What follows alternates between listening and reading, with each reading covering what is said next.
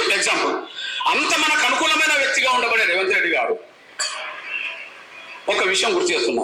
ఏంటది? వాళ్ళ అడ్డంకులు ఎలా కల్పిస్తారో చెప్తున్నాను నేను.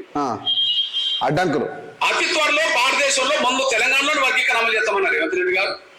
2 రోజులు తిరగక ముందే దీని అక్కడికి మోసుకెళ్లారు. మానవాళ్ళు దానికి అధిష్టానం దగ్గరికి మోసుకెళ్లారు.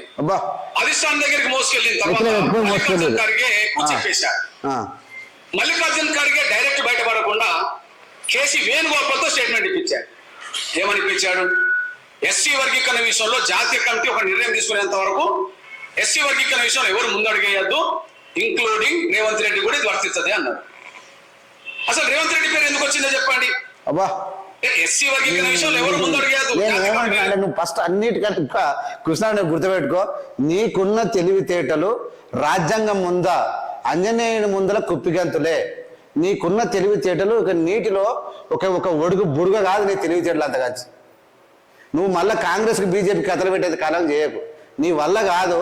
నువ్వు ఇంకేమైనా పని చూసుకుంటే చూసుకో. రిజర్వేషన్ల వర్గీకరణ అనేది నువ్వు మాట్లాడితే నీ కథమే. నీకున్న ఇంతవరకు రోజులకు పరువు ఉంది, కొంచెం ప్రతిష్ట ఉంది. మందకృష్ణ అంటే పాటలు వచ్చినాయి, ఇలా పాటలు కూడా మేము విన్నాం. ఆ ఉన్న పాటలకు నిలువ కూడా పోతుంది. నీకు ఇంతవరకు మా దగ్గర గౌరవిస్తాడు. రేపు భారతదేశంలో మాదిగలంతా కలిసి తుస్సుని గాలి విక్తారు.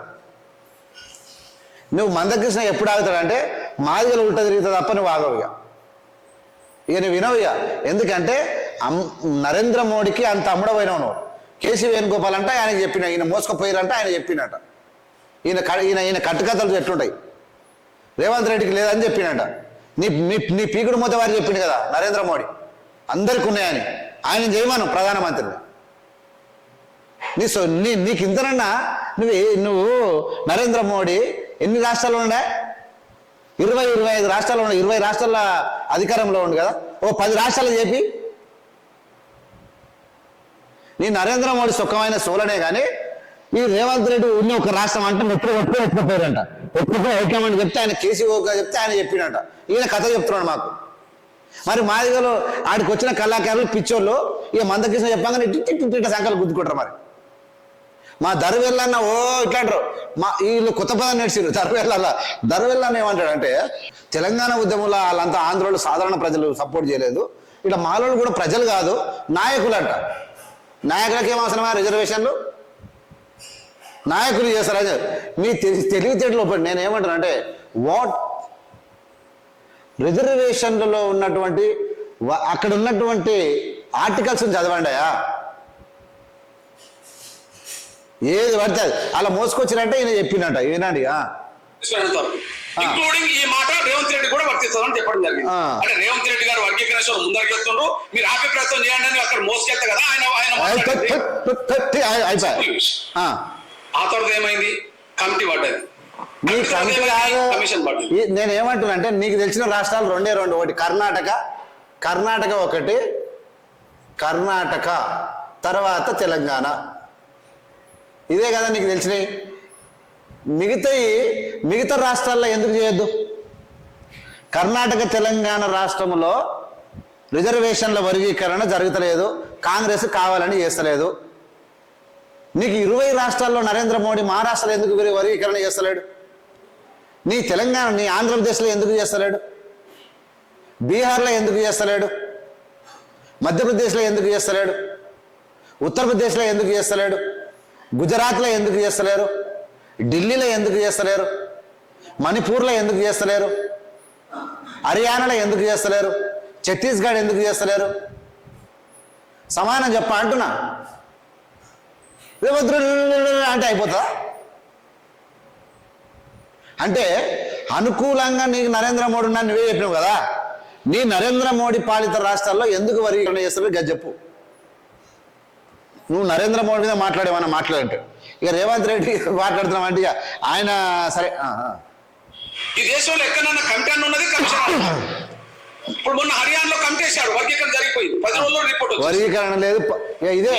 ఇదే అధిక తెలివితేటలు అంటారు. అమితేశారు 1975లో పంజాబ్లో అయిపోయింది. వర్గీకరణ కాదు. పంజాబ్లో ఇప్పుడే చెప్పిన, పంజాబ్లో 15% ఉన్న రిజర్వేషన్లు 25% అయినాయి, అంటే 10% పెరిగినాయి. హర్యానాలో ఇక్కడ ఇక్కడ హర్యానాలో కూడా ఇక 15% ఉన్న రిజర్వేషన్ 20% అయినాయి, అంటే 5% పెరిగినాయి. ఇక్కడ తమిళనాడులో కూడా చెన్నైలో కూడా తమిళనాడులో కూడా 15% రిజర్వేషన్లు 18 అయినాయి, అంటే 3% పెరిగినాయి. రిజర్వేషన్లు పెరిగినాయి, వర్గీకరణ జరగలేదు. వాళ్ళు ఆయా రాష్ట్రాల్లో ఉన్న ప్రభుత్వాలు ఎవరికైతే తక్కువ ఎక్కువ అయితే అభివృద్ధి చేస్తారో వాళ్ళకి తీసి ఎక్కువ కేటాయించారు. అది ఇదే అడుగు. మేము పంజాబ్లో ఉన్నటువంటి రిజర్వేషన్ 15-20% అయింది కదా, తెలంగాణ ఇట్లా చేయి మేము సపోర్ట్ చేస్తాం. తెలంగాణలో మాదిగలకు ఇప్పించుకో రిజర్వేషన్లు అన్నీ.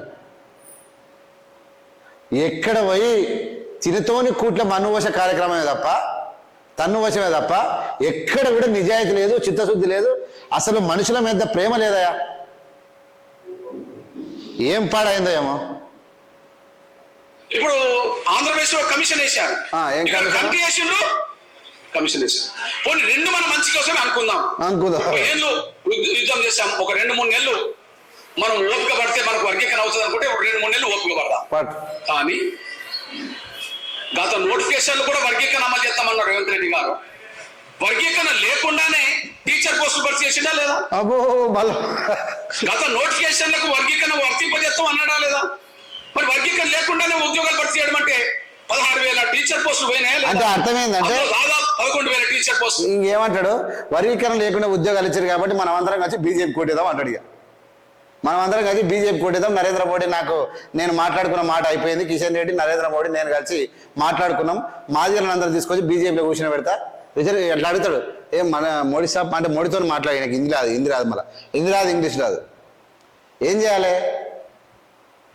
ఈయన ఉంటాడు కిషన్ రెడ్డి, వాళ్ళకి రిజర్వేషన్లో వర్గీకరణ జరుగుతుందా కిషన్ రెడ్డి అని ఈయన అడుగుంటాడు.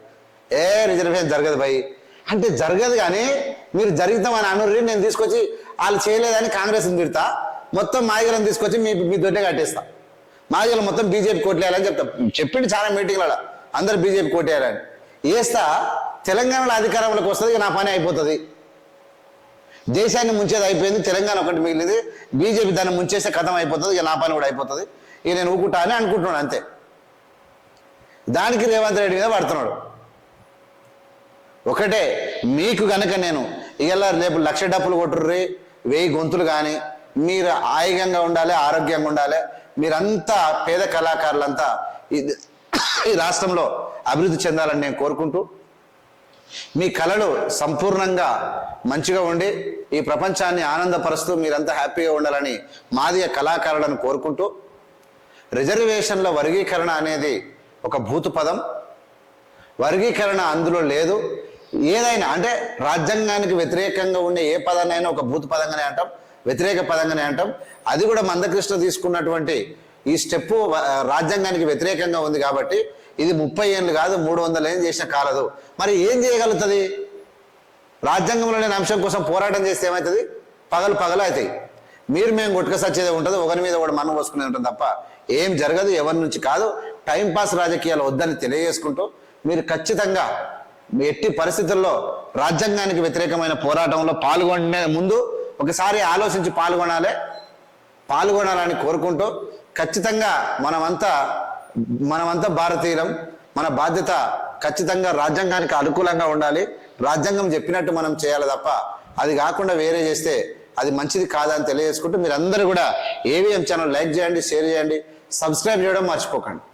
అందరూ సబ్స్క్రైబ్ చేయాలని విజ్ఞప్తి చేస్తూ, 100% రాజ్యాంగంలో లేని ఏ అంశం ఎవడెత్తుకున్నా వాడు దేశద్రోహి, వాడు చట్టానికి వ్యతిరేకంగా ప్రజలను, ప్రభుత్వాలను, వ్యవస్థలను తప్పుదో పట్టిస్తూనే దుర్మార్గుడు కాబట్టి వాని మీద అనేక కేసులు పెట్టి జైల్లో పెట్టాల్సిందిగా నేను కోరుకుంటా ఉన్నాను.